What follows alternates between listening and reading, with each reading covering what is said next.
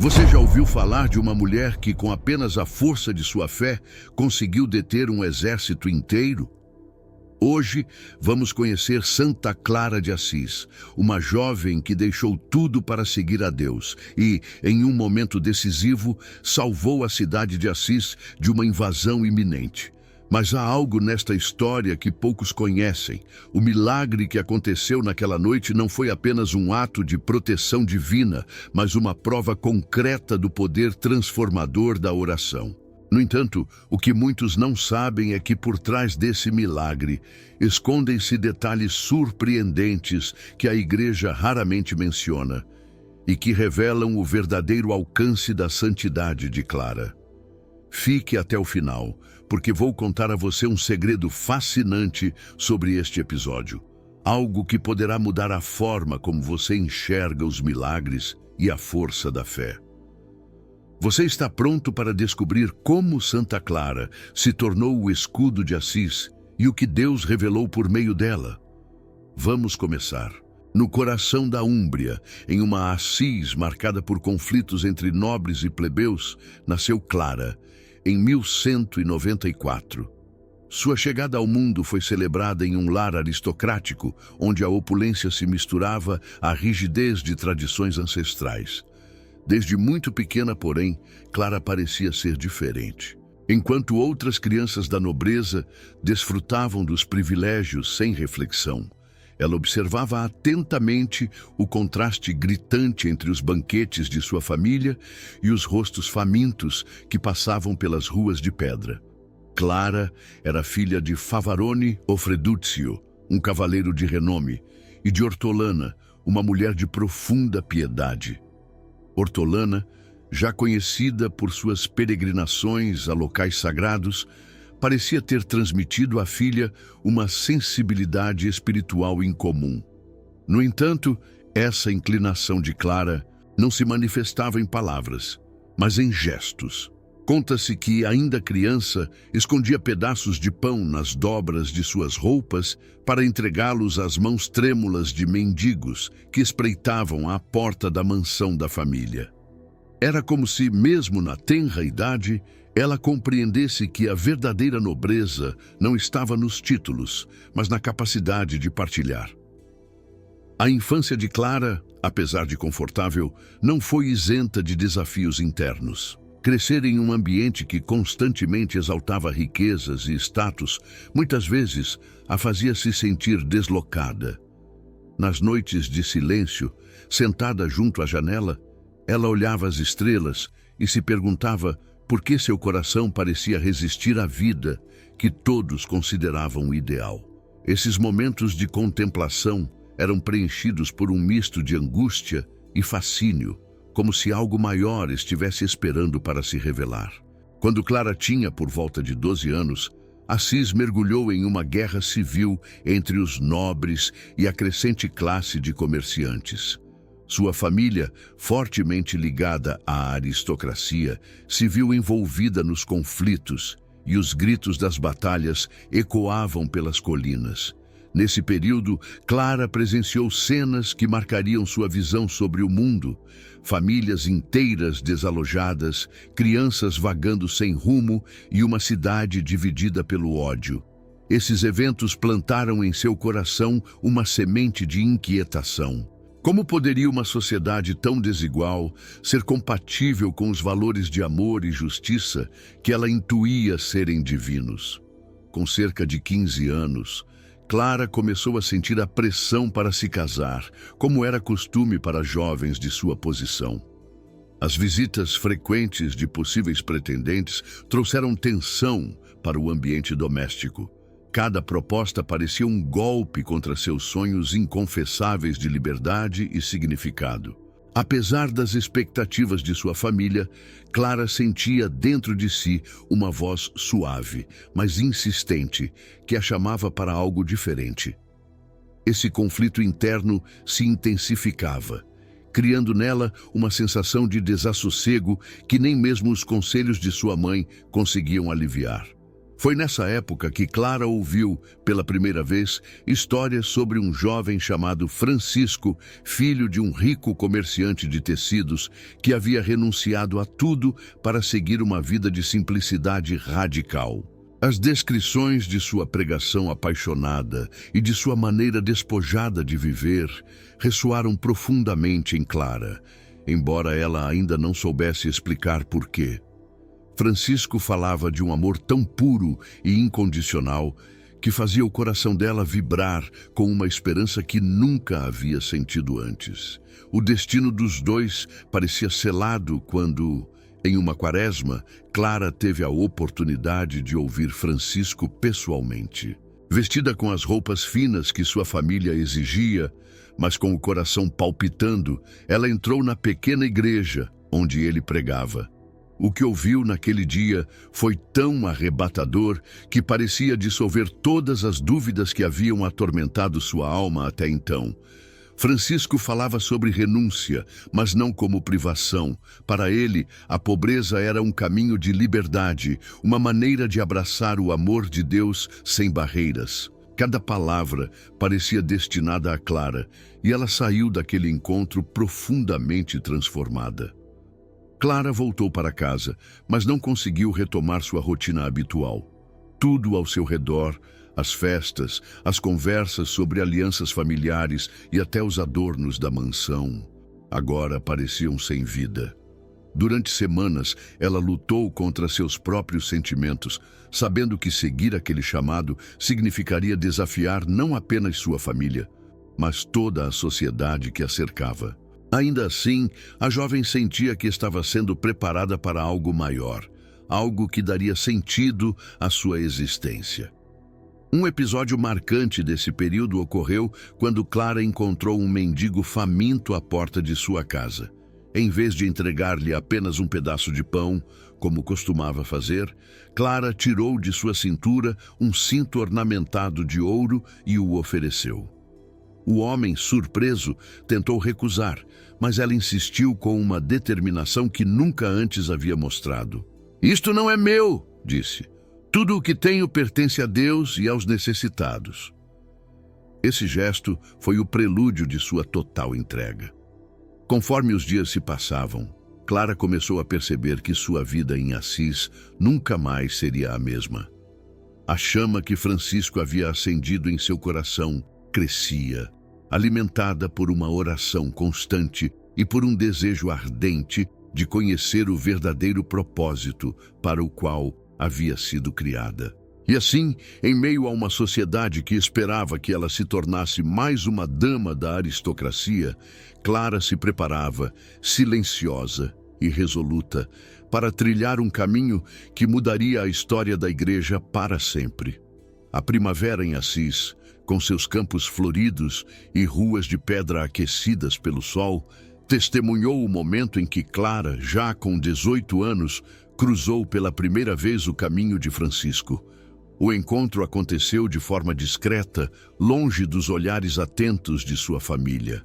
Movida por uma curiosidade quase irresistível, Clara buscou ouvi-lo pregar em uma pequena capela nos arredores da cidade. Era um cenário singelo, mas carregado de significado. O vento soprava suavemente e a voz de Francisco, embora serena, parecia ecoar com a força de uma convocação divina. Francisco falava com paixão sobre a pobreza como o caminho para a liberdade espiritual. Para ele, renunciar às riquezas materiais não era um sacrifício, mas um ato de amor que permitia ao coração estar totalmente voltado para Deus. As palavras dele foram como uma flecha no coração de Clara. Ela, que crescera em meio a luxo e privilégios, sentia-se agora desconfortavelmente exposta. Era como se Francisco estivesse desvelando verdades que ela sempre intuíra, mas nunca ousara admitir.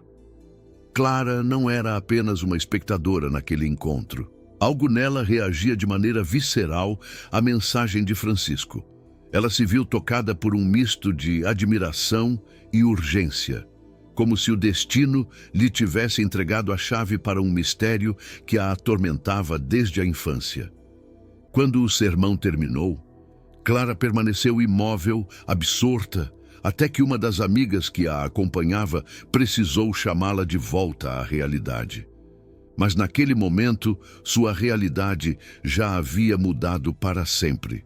Dias depois, Clara encontrou uma oportunidade para falar diretamente com Francisco. Foi um encontro reservado, mas carregado de intensidade. Ela estava nervosa, quase temerosa de que suas palavras pudessem soar inadequadas. Mas Francisco a recebeu com uma simplicidade que dissipou suas inquietações. Ele ouviu atentamente enquanto ela falava de seus conflitos internos, de como sentia-se presa entre as expectativas de sua família e o desejo crescente de viver de forma diferente. Francisco não lhe deu respostas fáceis. Ele sabia que o chamado para uma vida de renúncia e devoção exigia coragem e discernimento. No entanto, suas palavras eram de uma clareza desarmante. Ele falou sobre a beleza de confiar totalmente em Deus, de abandonar tudo o que é passageiro para encontrar o que é eterno. Clara sentiu como se suas dúvidas fossem sendo dissolvidas, uma a uma. Quando se despediram, ela sabia que não poderia mais ignorar o chamado que ardia em seu coração. O impacto daquele encontro foi tão profundo que Clara começou a se afastar gradualmente das atividades sociais que antes faziam parte de sua rotina. As festas, os encontros com pretendentes e até mesmo as conversas com seus parentes passaram a parecer irrelevantes. Sua irmã mais nova, Inês, foi a primeira a notar a mudança. "Você está diferente", disse certa vez, enquanto observava Clara em oração. E, de fato, ela estava. Mas as transformações internas de Clara logo começaram a atrair a atenção de seus pais. Seu pai, Favarone, que tinha grandes expectativas para ela, começou a se preocupar com o crescente isolamento da filha. Ele não entendia como uma jovem tão promissora, destinada a um casamento vantajoso, podia demonstrar tamanha indiferença em relação ao futuro que ele havia planejado meticulosamente. As tensões na família começaram a aumentar, e Clara se viu diante de um dilema que a atormentava: permanecer fiel aos desejos de sua família ou seguir o chamado que pulsava dentro de si. Os dias seguintes foram marcados por um crescente conflito interno. Clara sabia que seguir Francisco significava renunciar a tudo o que conhecia: sua família, sua posição social e, possivelmente, até mesmo sua segurança. Mas, ao mesmo tempo, cada vez que ela rezava, sentia uma paz que parecia confirmar que esse era o caminho certo. Em uma noite especialmente silenciosa, ajoelhada diante de uma pequena cruz em seu quarto, Clara tomou sua decisão. Com lágrimas nos olhos, ela pediu forças para enfrentar o que estava por vir. No entanto, a decisão de Clara não foi suficiente para dissipar os desafios que se colocariam em seu caminho. Quando compartilhou com sua mãe sua intenção de renunciar à vida que lhe fora destinada, encontrou uma resistência firme, embora cheia de amor. Hortolana, profundamente religiosa, ficou dilacerada. Por um lado, entendia a busca espiritual de Clara. Por outro, temia as consequências de uma escolha tão radical. Favarone, por sua vez, reagiu com ira. Para ele, a ideia de sua filha abandonar o lar para seguir Francisco era inconcebível. Clara, contudo, manteve-se firme, embora cada confronto com... Ela sabia que sua escolha causaria dor à sua família, mas também sabia que seria mais doloroso ainda ignorar o chamado que sentia. Era como se uma força maior a impelisse, uma força que ela não podia compreender totalmente, mas que era impossível de resistir. Na noite anterior ao Domingo de Ramos, Clara mal dormiu. Com o coração acelerado, mas uma serenidade surpreendente, ela se preparava para dar o passo mais ousado de sua vida. Seus pais fossem um golpe em seu coração. As noites de oração tornaram-se ainda mais intensas, enquanto ela pedia orientação e coragem. Francisco, sabendo da pressão que Clara enfrentava, enviava mensagens de apoio, encorajando-a a confiar e a perseverar. Para ele, Clara não era apenas uma jovem em busca de propósito, ela era uma escolhida, alguém destinada a realizar algo grandioso. O período que antecedeu a fuga de Clara foi um dos mais desafiadores de sua vida. As sombras da noite, longe de serem ameaçadoras, pareciam abraçá-la, como se a escuridão fosse o manto que a protegeria enquanto seguia em direção ao seu destino. Ao amanhecer, ela sabia que não seria mais apenas Clara, a jovem de Assis. Seria Clara, a mulher que ousou entregar tudo por amor a Deus. O domingo de Ramos chegou com uma solenidade que parecia carregar o peso do destino de Clara. A jovem, vestida em seus melhores trajes, acompanhava a procissão na Catedral de São Rufino, mas sua mente estava distante. Enquanto os sinos ecoavam e os fiéis seguravam ramos de oliveira, Clara se sentia como uma chama prestes a ser libertada de uma lanterna.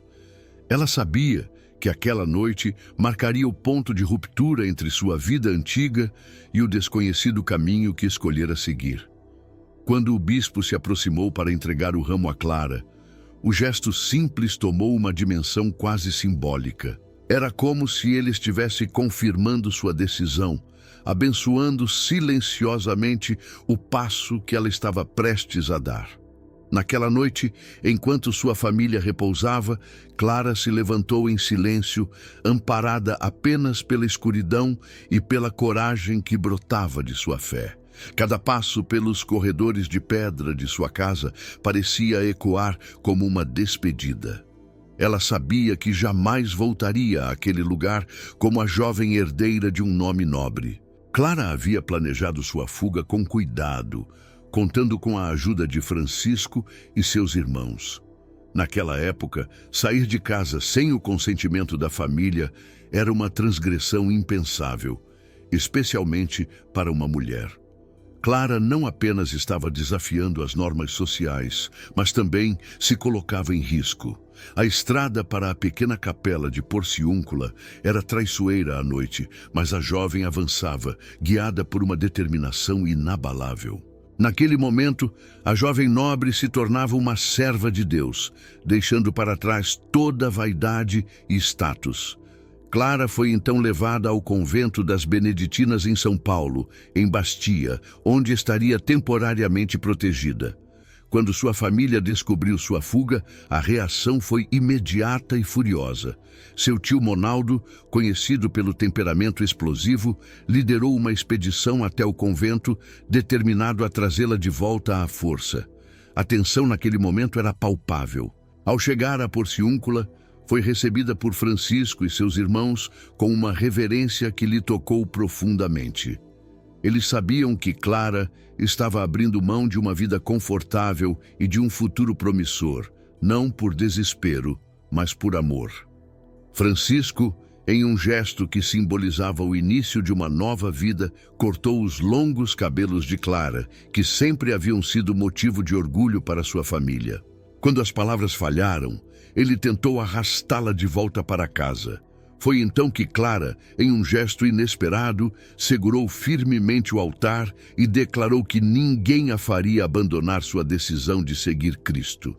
Diante de sua determinação inabalável, Monaldo e os outros acabaram recuando.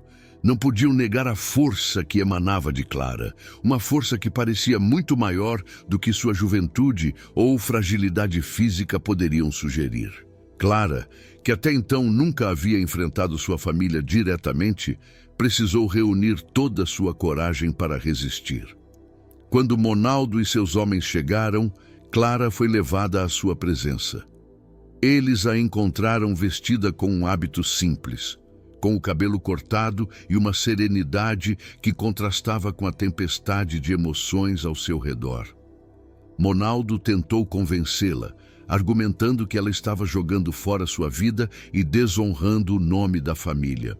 Quando eles partiram, Clara sentiu o peso da vitória, mas também a dor de saber que havia ferido sua família. No entanto, ela também sabia que não poderia viver de outra maneira.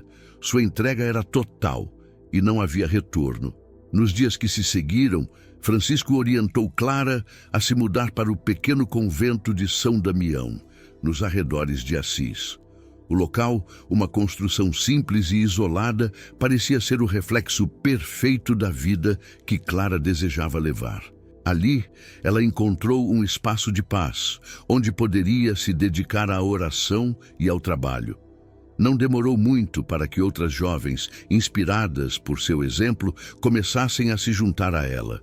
O momento em que Clara cruzou a porta de São Damião foi mais do que uma mudança de endereço, foi um renascimento. A jovem que havia abandonado tudo agora se encontrava diante de um novo começo. Ela não sabia o que o futuro lhe reservava, mas tinha a certeza de que estava exatamente onde deveria estar. E foi ali, entre as paredes de pedra de São Damião, que Clara iniciou a obra que marcaria sua vida e inspiraria gerações. Quando Clara se instalou definitivamente em São Damião, a pequena igreja em ruínas nos arredores de Assis, ela sabia que estava começando algo novo, mas não imaginava a profundidade e o impacto de sua obra. A simplicidade do lugar contrastava com os salões nobres que ela havia deixado para trás. Paredes nuas, um altar rudimentar e um silêncio quase absoluto davam ao ambiente uma aura de desprendimento total. Ali, Clara não via pobreza como carência, mas como liberdade. E foi essa liberdade que começou a atrair outras mulheres, igualmente inquietas, que buscavam uma forma mais plena de viver sua fé. A primeira a se juntar a Clara foi sua irmã mais nova, Inês. O episódio de sua entrada na comunidade é marcado por uma intensidade que revela tanto o impacto da escolha de Clara quanto a resistência que ela enfrentava. Quando Inês decidiu seguir os passos da irmã, a família mais uma vez reagiu com força. Desta vez, os parentes chegaram até São Damião, determinados a levar Inês de volta para casa. A jovem foi literalmente arrastada pelos cabelos, enquanto Clara, ajoelhada, orava fervorosamente. Disse que em um momento de desespero, Inês se tornou inexplicavelmente pesada, como se uma força invisível a impedisse de ser retirada. A família, frustrada e amedrontada, acabou desistindo. Era claro que algo maior estava em ação. Com o passar do tempo, outras jovens começaram a chegar. Algumas eram de famílias nobres, como Clara, e traziam consigo histórias de sacrifício e desafio. Outras vinham de origens humildes, mas compartilhavam o mesmo desejo de uma vida inteiramente dedicada a Deus. Clara as acolhia com amor e liderança, criando um ambiente onde cada uma se sentia valorizada, independentemente de sua origem. No coração de São Damião, nascia uma comunidade que mais tarde seria conhecida como as Clarissas, mulheres que escolheram a pobreza como um caminho de plenitude. Clara não via sua posição como a de uma superiora distante, mas como a de uma serva. Para ela, liderar significava servir, e ela se dedicava incansavelmente ao bem-estar de suas irmãs. Era comum vê-la limpando os corredores da pequena igreja, preparando as refeições ou cuidando das doentes. Essa humildade tocava profundamente as novas irmãs, que se sentiam inspiradas por seu exemplo. Um dos momentos mais emblemáticos desse período foi quando Francisco, impressionado pelo rápido crescimento da comunidade, entregou a Clara o que seria a base da regra que ela seguiria: viver segundo o Evangelho. Simples nas palavras, mas exigente na prática, esse princípio se tornaria o alicerce da ordem das damas pobres. Para Clara, não bastava imitar Cristo, era necessário viver como ele, no desprendimento total das coisas materiais e na entrega absoluta à vontade de Deus. O cotidiano em São Damião era austero, mas cheio de sentido. As irmãs passavam longas horas em oração, dedicavam-se ao trabalho manual e jejuavam frequentemente. Ainda assim, havia uma alegria contagiante na comunidade. Clara acreditava que a felicidade verdadeira vinha da união com Deus, e essa convicção era visível em sua expressão serena e em sua capacidade de consolar e inspirar. Muitos visitantes que vinham a São Damião em busca de orientação espiritual ficavam impressionados com a atmosfera de paz que permeava o lugar. Não demorou para que notícias sobre Clara e suas irmãs começassem a se espalhar. Pessoas de toda a região de Assis e mesmo de outras partes da Itália vinham para conhecer a mulher que havia renunciado a tudo por amor a Deus. Algumas buscavam conselhos, outras apenas queriam ver de perto a vida que Clara e suas irmãs levavam. Para muitos, era difícil compreender como alguém que havia tido tanto escolheu viver com tão pouco. Mas, para Clara, a resposta era simples. Quanto menos possuíam, mais livres eram para se entregarem completamente à oração e ao serviço. Esse período de consolidação da comunidade também foi marcado por desafios internos. Muitas das jovens que chegavam a São Damião traziam consigo dúvidas, medos e, em alguns casos, expectativas que não se alinhavam com a vida austera que encontravam. Clara, com sua sabedoria e paciência, dedicava tempo a cada uma, ajudando-as a discernir sua vocação. Nem todas ficavam. Algumas partiam, incapazes de abraçar a vida de pobreza absoluta. Mas aquelas que permaneciam faziam isso com uma entrega total, inspiradas pela liderança de Clara e pela profunda espiritualidade que emanava dela. Uma das grandes provações de Clara durante esse período foi convencer as autoridades eclesiásticas a permitir que sua comunidade seguisse uma vida de total desprendimento. Naquela época, era comum que as ordens femininas possuíssem bens para garantir sua subsistência, mas Clara rejeitava essa ideia com veemência. Para ela, a pobreza era a essência de sua vocação. E qualquer concessão nesse sentido seria uma traição ao ideal que ela e Francisco compartilhavam. Foram anos de negociações, cartas e súplicas até que o Papa finalmente concedesse à Ordem das Damas Pobres o privilégio da pobreza absoluta. O que tornava Clara tão extraordinária não era apenas sua devoção, mas sua força em meio às adversidades. Cada desafio que ela enfrentava, seja interno ou externo, apenas fortalecia sua convicção. Em São Damião, ela havia encontrado não apenas um lugar, mas um propósito. E sob sua liderança, a comunidade que começou com uma jovem de Assis se tornaria um exemplo vivo de como o amor e a fé podem transformar até mesmo as vidas mais ordinárias em algo extraordinário. Clara sabia que o caminho que havia escolhido não era fácil, mas para ela não havia outro caminho que valesse a pena trilhar. O ano era 1240 e a Itália vivia tempos de turbulência.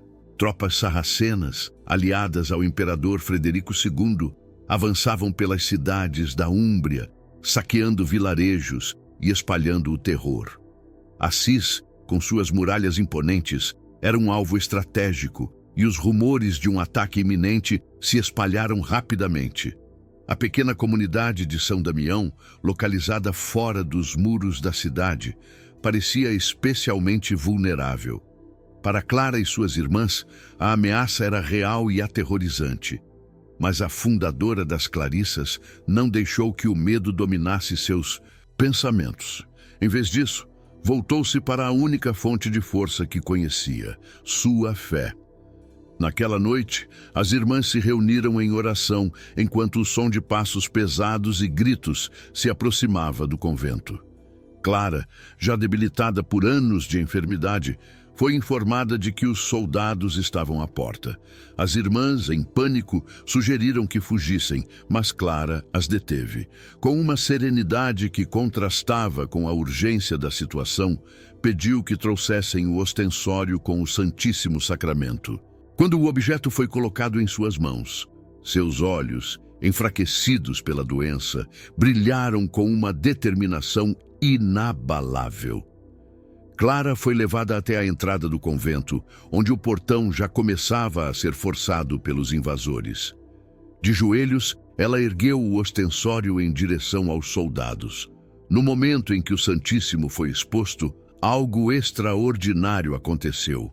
Os invasores, que pareciam estar à beira de invadir o local, recuaram abruptamente. Testemunhas relataram que os homens ficaram paralisados, como se uma força invisível os impedisse de avançar. O silêncio que se seguiu foi quase tão impactante quanto o barulho que antecedera. Clara, sem desviar os olhos do ostensório, começou a orar em voz alta. Suas palavras, embora suaves, eram impregnadas de autoridade. Senhor, protege estas tuas servas. Eu não posso defendê-las, mas confio plenamente no teu poder. O testemunho das irmãs relata que, enquanto Clara rezava, os soldados recuaram lentamente até desaparecerem completamente. A ameaça, que parecia iminente, dissipou-se de maneira inexplicável. Assis, incluindo o convento de São Damião, foi poupada daquela invasão. O episódio, que rapidamente se espalhou pela região, consolidou Clara não apenas como uma líder espiritual, mas também como uma protetora de Assis. Para os cidadãos da cidade, o fato de uma mulher frágil em corpo, mas poderosa em fé, ter conseguido afastar um exército era um sinal claro de intervenção divina.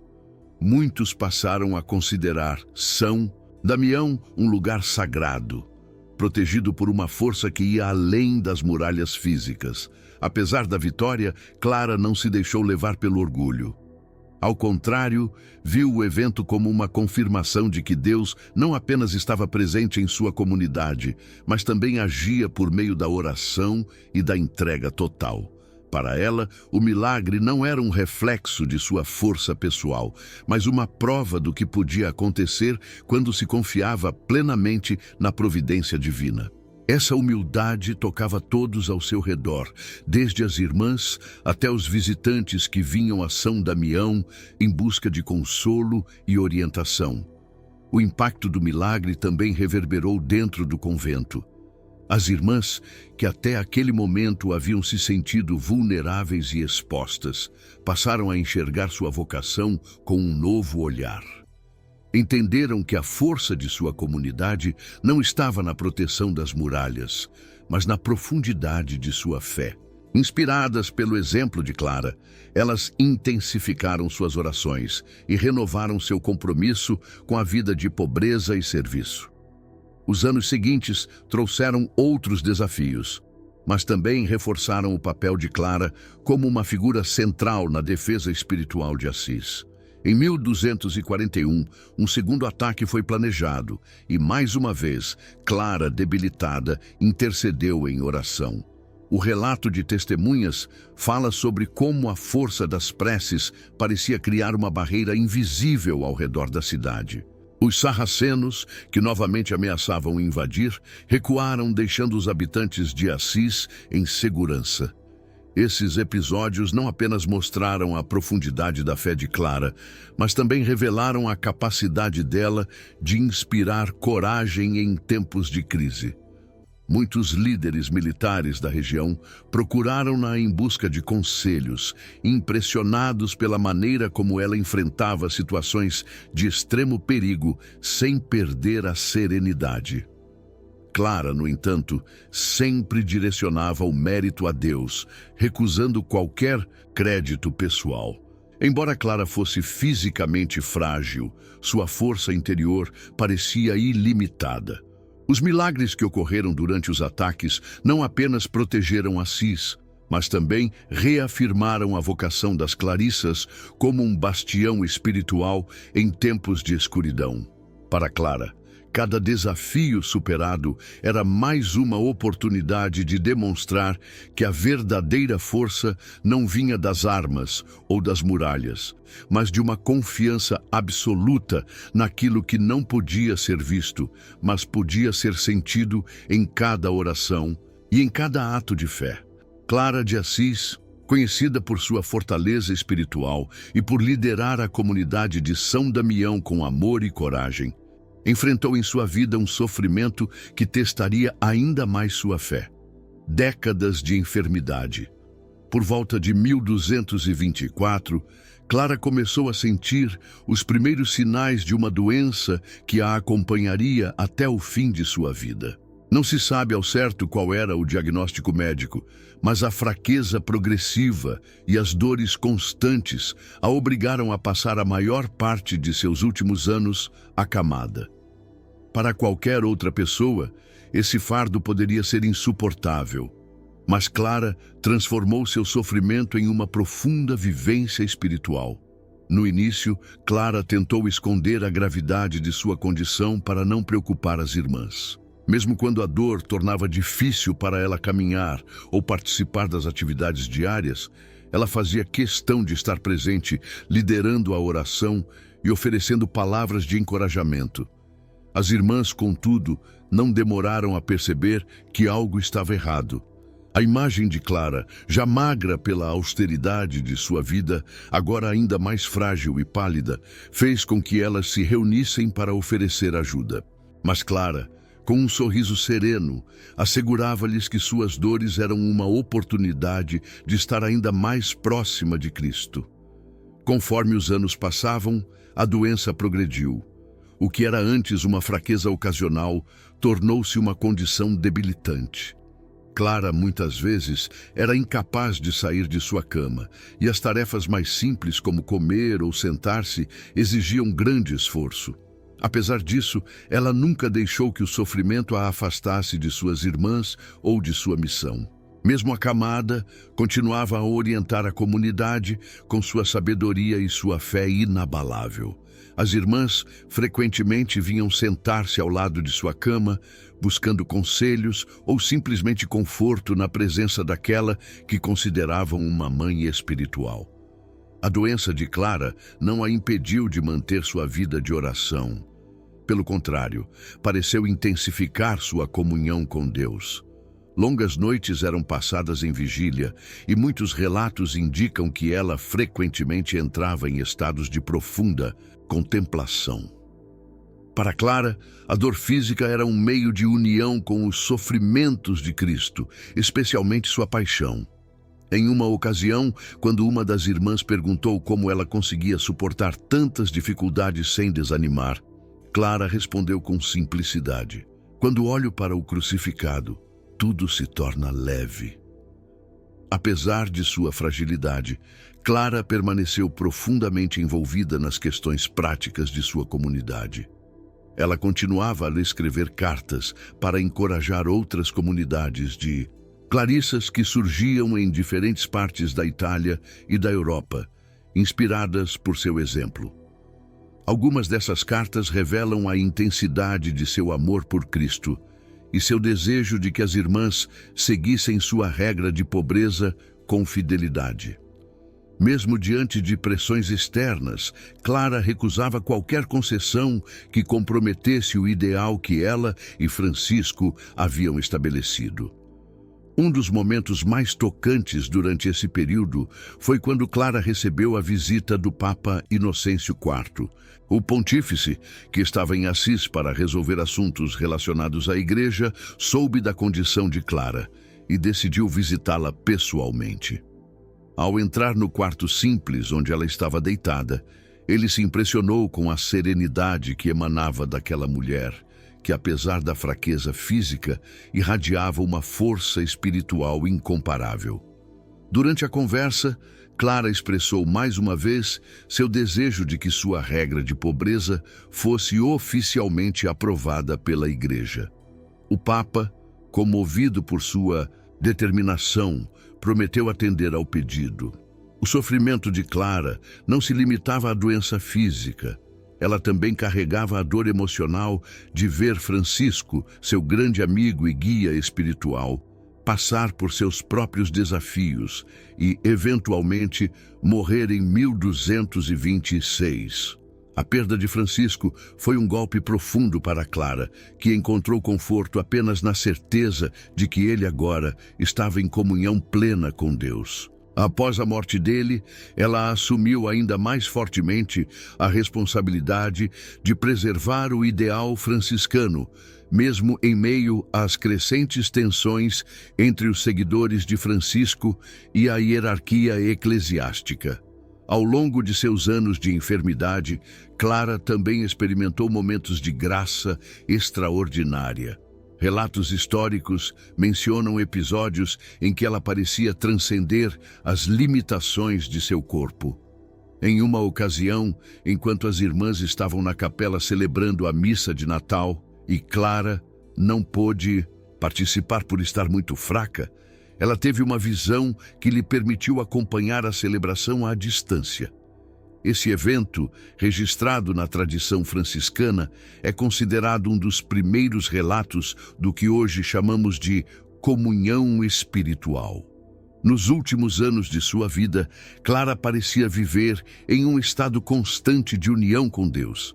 Apesar das dores intensas, seu rosto muitas vezes irradiava uma paz que deixava as irmãs maravilhadas. Para elas, Clara era um testemunho vivo de que a verdadeira força não vem da saúde ou da ausência de dificuldades, mas de uma confiança absoluta em Deus e de uma entrega total à sua vontade.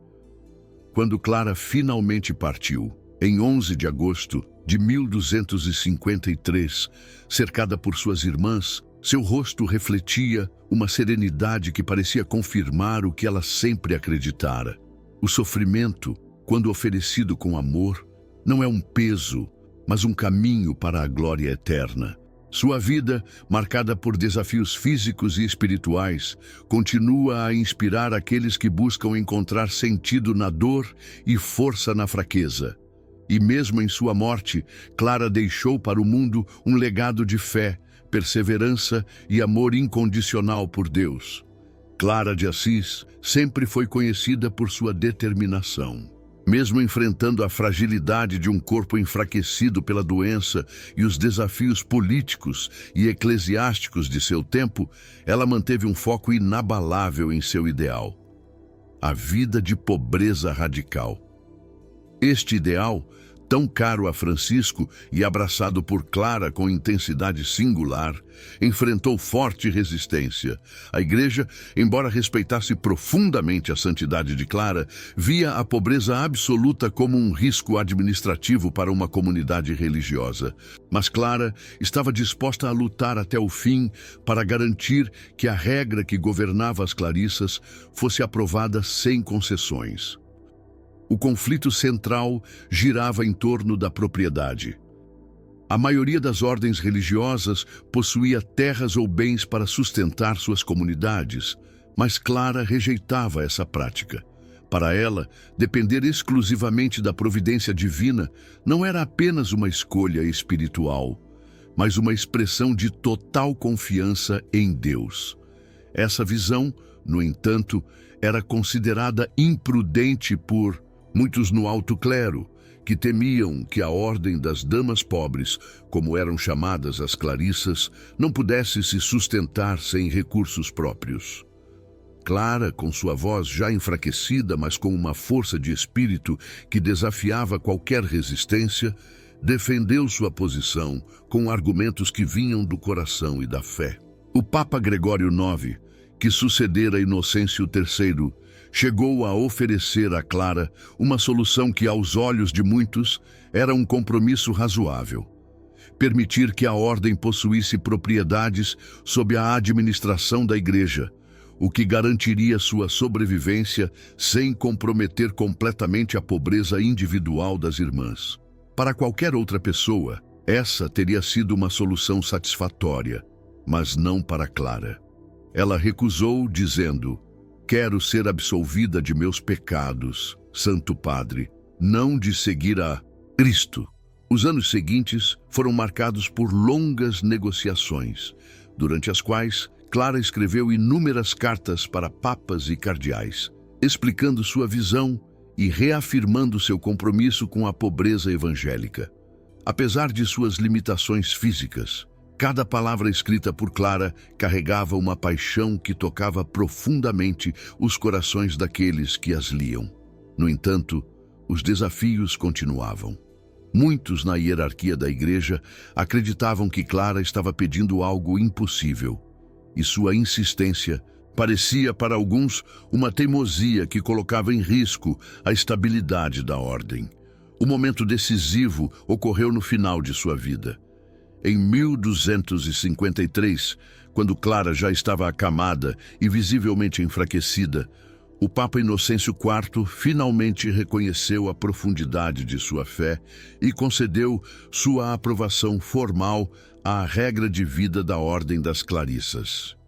O documento, conhecido como Privilégio da Pobreza, foi entregue a Clara poucos dias antes de sua morte. Para ela, essa não foi apenas uma vitória pessoal, mas a confirmação de que o ideal que havia sustentado toda a sua vida era, de fato, inspirado por Deus.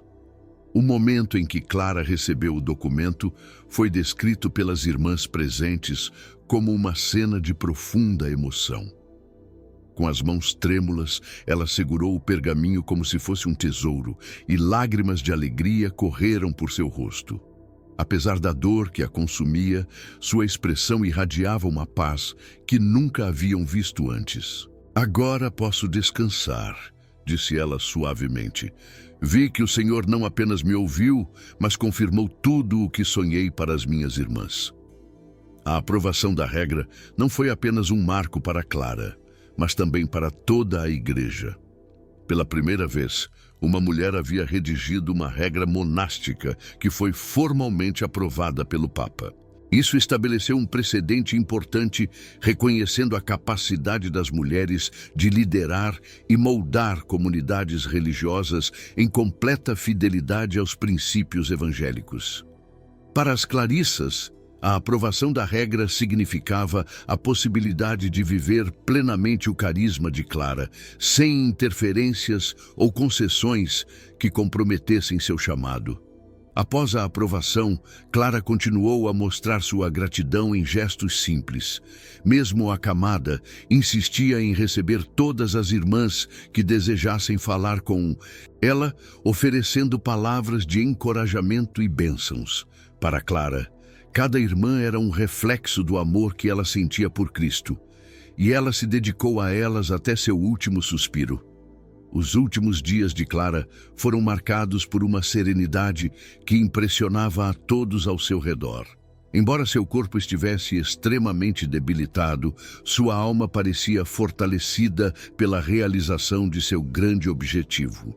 Sua luta pela aprovação da regra não foi apenas um ato de fé, mas também uma demonstração de coragem e visão que inspiraria gerações futuras. E assim, enquanto sua vida terrena chegava ao fim, Clara deixou para suas irmãs e para a igreja um legado que transcende o tempo. A prova de que, com fé e determinação, até mesmo os obstáculos mais difíceis podem ser superados em nome de um ideal maior. Nos anos finais de sua vida, quando a saúde de Clara estava gravemente debilitada, sua relação com a oração atingiu um nível de profundidade que tocava o mistério do divino. Embora estivesse fisicamente frágil, Clara mostrava uma força espiritual que desafiava toda lógica. Para ela, cada momento de dor era uma oportunidade de unir-se mais plenamente ao sofrimento de Cristo, e cada suspiro se tornava uma oração viva, um diálogo íntimo com o Deus a quem havia entregado tudo. Clara passava horas em silêncio contemplativo, mesmo quando a enfermidade parecia tornar isso insuportável. Sua cela simples, iluminada apenas pela luz que entrava por uma pequena janela, era o lugar onde ela travava as batalhas mais profundas de sua alma. O crucifixo diante do qual ela orava, gasto pelo tempo, era o centro de sua meditação. Ali, Clara não via apenas um símbolo de fé, mas um reflexo da entrega absoluta que ela buscava em sua própria vida. Seus olhos frequentemente se enchiam de lágrimas, não de tristeza, mas de um amor tão intenso que mal podia ser contido. As irmãs que a acompanhavam muitas vezes falavam sobre a transformação que ocorria quando Clara entrava em oração. Mesmo quando seu corpo estava exausto e suas palavras eram apenas sussurros, seu rosto irradiava uma serenidade que tocava profundamente quem estivesse presente.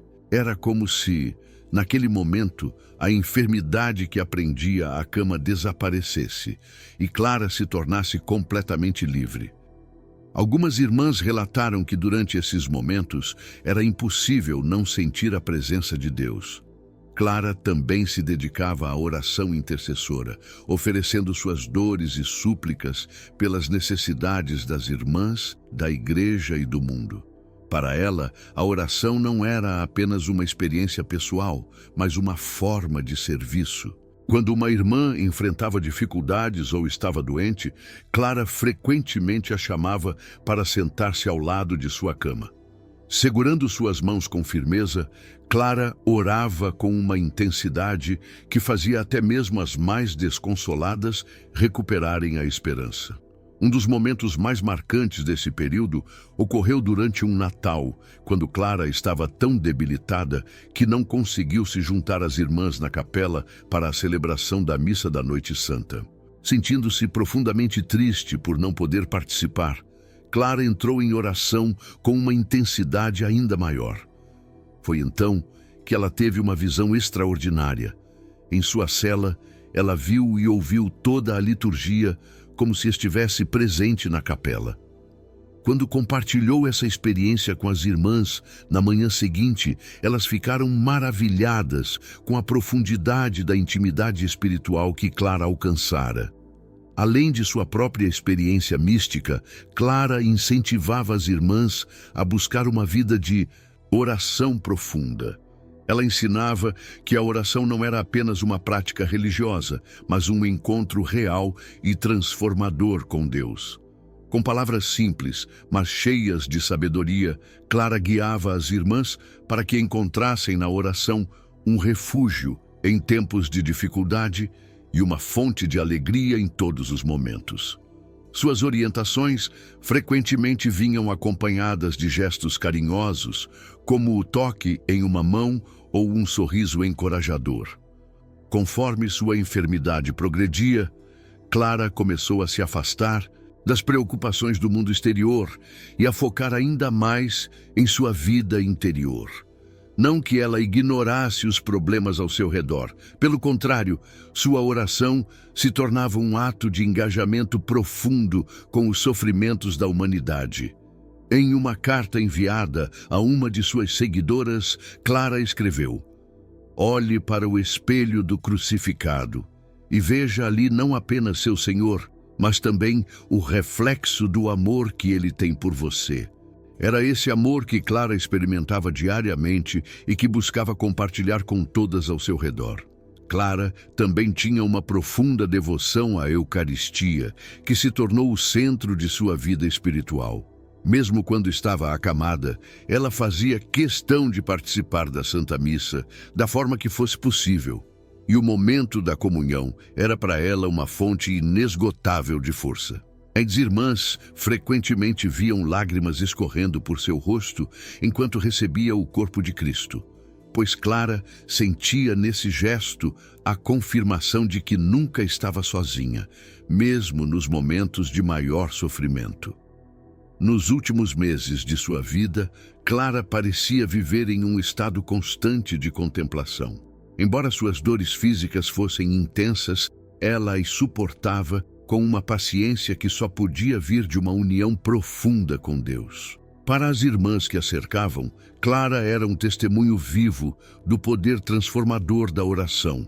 Mesmo acamada, ela continuava a ser o coração espiritual de São Damião, inspirando todas com sua fé inabalável e sua dedicação total.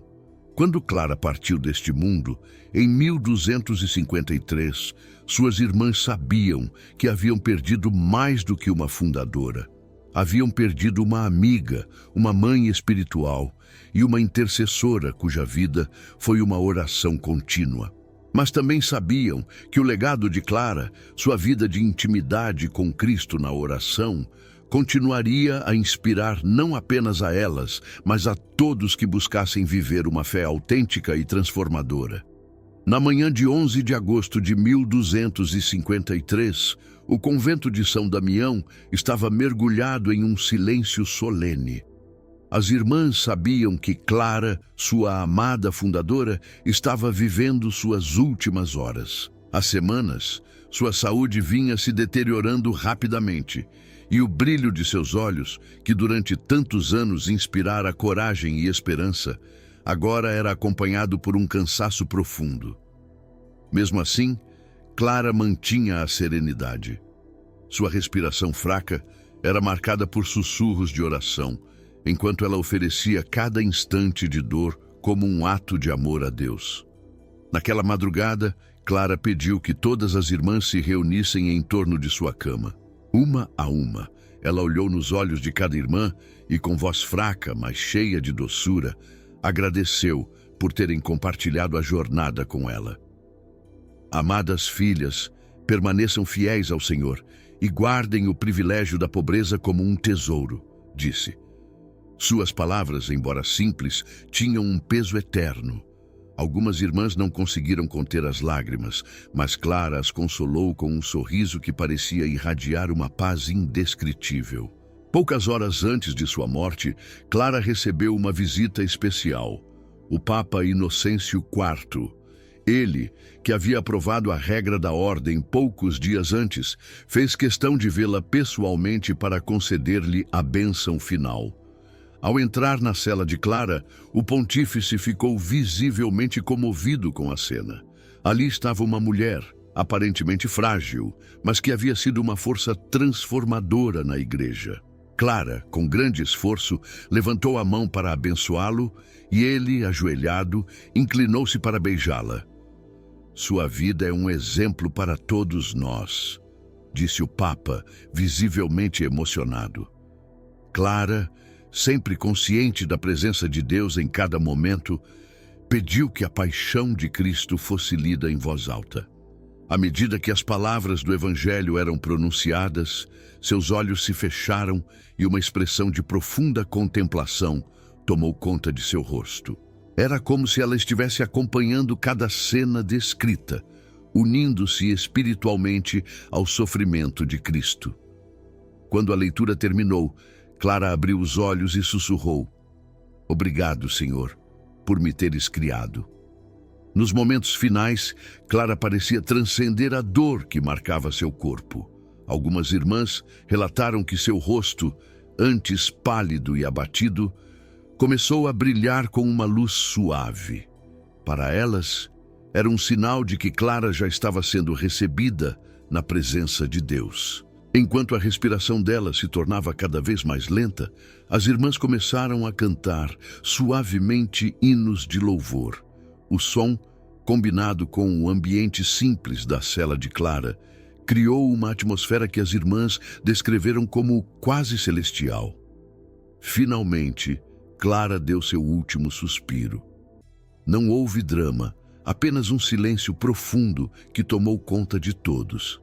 Era como se o próprio tempo tivesse parado para marcar aquele momento. As irmãs se ajoelharam, muitas em prantos, mas ao mesmo tempo sentindo uma paz que não conseguiam explicar. A líder que havia moldado suas vidas, que havia sacrificado tudo por amor a Deus, agora descansava. A notícia da morte de Clara espalhou-se rapidamente por Assis e além. Pessoas de todas as classes sociais, de nobres a camponeses, começaram a dirigir-se a São Damião para prestar suas homenagens. Muitos vinham não apenas para ver Clara, mas para tocar em suas vestes ou orar ao lado de seu corpo, acreditando que ela já intercedia por eles no céu. O bispo de Assis, emocionado com a devoção que Clara despertava, iniciou imediatamente os preparativos para seu funeral. O cortejo que acompanhou o corpo de Clara até a igreja de São Jorge foi uma demonstração de amor e reverência que poucos santos testemunharam. Homens, mulheres e crianças lotaram as ruas, muitos carregando flores e velas. As irmãs clarissas, que seguiam o cortejo, mantinham o olhar fixo em Clara, determinadas a honrar o exemplo de sua fundadora em todos os dias de suas vidas. Quando o corpo chegou à igreja, foi colocado em um túmulo simples, de acordo com os desejos de Clara. Mas o local logo se tornou um centro de peregrinação. Embora Clara já não estivesse fisicamente presente, sua presença espiritual continuava a ser sentida de forma poderosa. Milagres começaram a ser atribuídos à sua intercessão e a devoção popular cresceu rapidamente.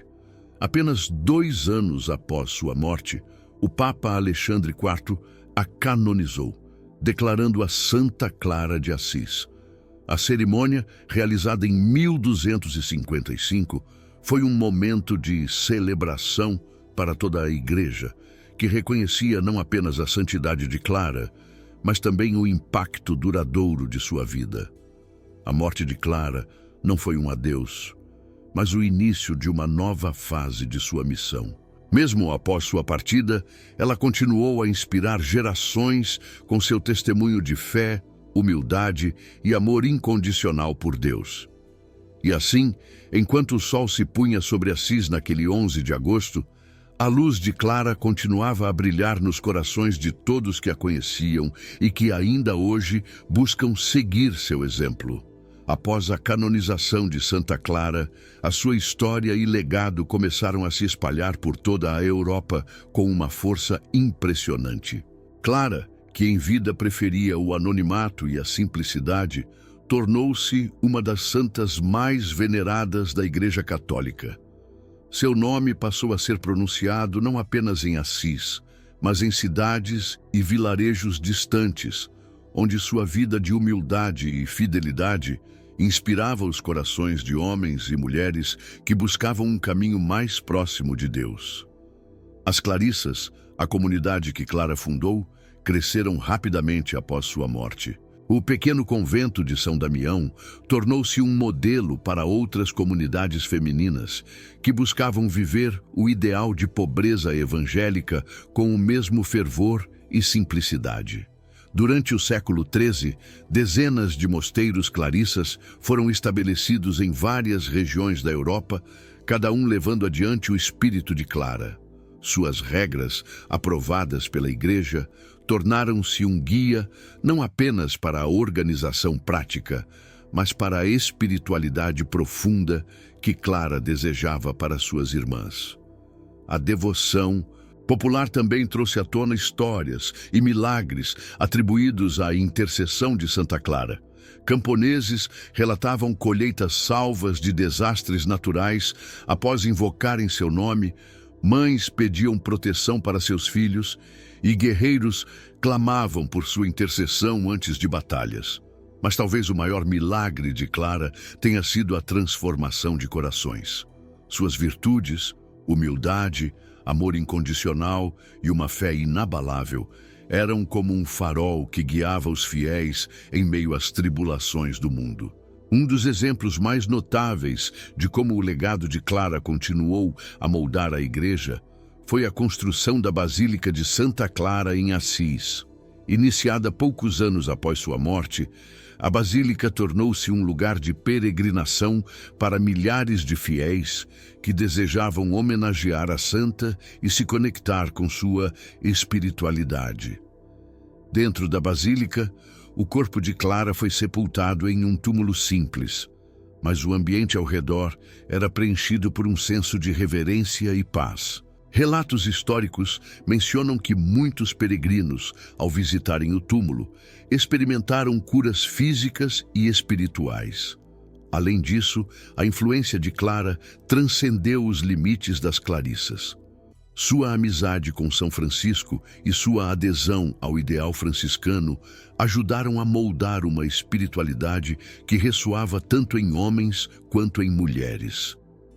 Clara não apenas complementou a visão de Francisco, mas a ampliou com sua própria interpretação, demonstrando que o chamado à santidade é universal e pode ser vivido de formas únicas e profundamente pessoais. Ao longo dos séculos, teólogos, historiadores e líderes religiosos continuaram a se inspirar em Santa Clara. Suas cartas, orações e relatos de sua vida tornaram-se fontes ricas de ensinamento espiritual. Mas talvez o aspecto mais poderoso de seu legado seja a forma como sua história continua a falar diretamente aos corações. Clara foi uma mulher que enfrentou desafios monumentais, desde as expectativas de sua família até as pressões de uma sociedade que via as mulheres como figuras secundárias. E, no entanto, ela desafiou essas barreiras com uma coragem que vinha não da força física, mas de sua confiança inabalável em Deus. Em tempos de crise, a vida de Clara oferece um modelo de resiliência espiritual. Quando o mundo parecia estar desmoronando ao seu redor, com guerras, conflitos e até mesmo divisões dentro da igreja, Clara encontrou paz na oração e na entrega total à providência divina. Ela mostrou que mesmo nas circunstâncias mais difíceis, é possível encontrar alegria e propósito, desde que o coração esteja voltado para aquilo que é eterno.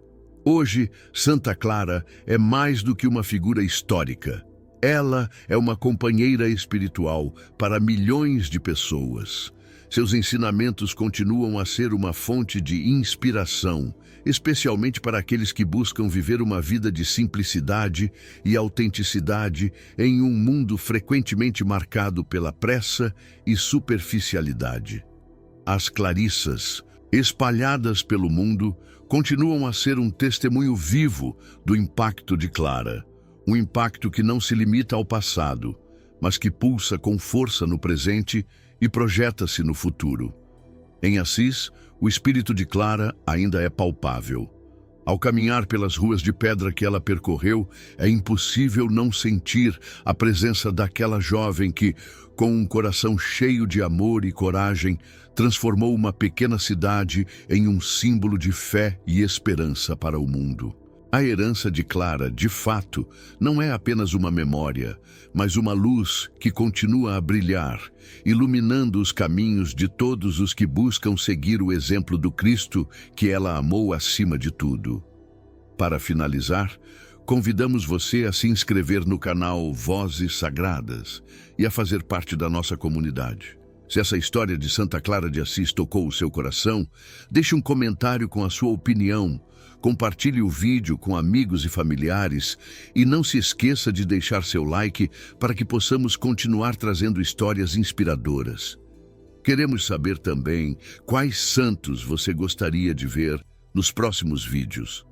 Sua participação é muito importante para nós e nos ajuda a espalhar essas mensagens de fé e esperança.